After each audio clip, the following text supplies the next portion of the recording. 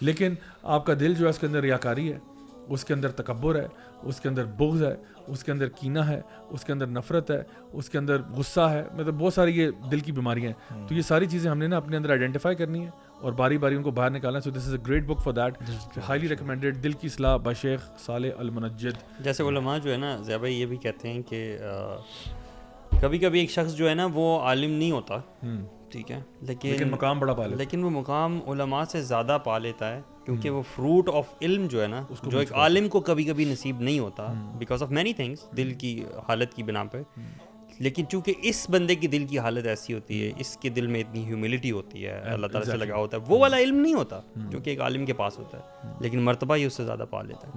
This is how important to know. مجھے بڑی پسند آئی کتاب, آئی ول ڈیفینیٹلی لک. اچھا میں آپ کو نا صلاح الدین ایوبی کا بھی ایک کوٹ بتاتا ہوں, ان کے بایوگرافر مینشن کرتے ہیں, یہ جو ہم پہلے بات کر رہے تھے نا regarding extravagance and things like that, تو صلاح الدین ایوبی رحمہ اللہ جو ہے ان کے پاس بھی نا بہت سارے لگژری گھوڑے آتے تھے, برانڈڈ گھوڑے آتے تھے بڑے مزے مزے کے, تو وہ استعمال بھی کرتے تھے اور دے بھی دیتے تھے, اللہ کی راہ میں دے دیتے تھے سواری کی جانب. تو ان کا بایوگرافر کہتا ہے کہ ایک دن, اب یہ صلاح الدین ایوبی ہیں, ہی از a great warrior, great conqueror, ٹھیک ہے,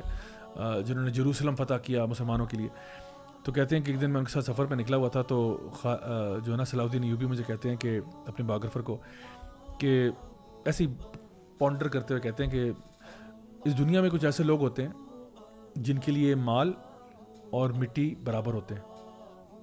اس دنیا میں کچھ ایسے لوگ ہوتے ہیں جن کے لیے مال اور مٹی برابر ہے. تو ان کے بایوگرافر کہتے ہیں کہ میں نے سارے لاتے ہوئے کہا کہ ہاں یقیناً ایسے لوگ اس دنیا میں پائے جاتے ہیں. پھر خود ہی وہ اس کتاب میں لکھتے ہیں, کہتے ہیں کہ خدا کی قسم جب صلاح الدین ایوبی نے جملہ کہا تھا, میں کسی ایسے شخص کو نہیں جانتا تھا سوائے صلاح الدین ایوبی کے کہ جن کے لیے واقعی میں مال اور مٹی برابر ہو.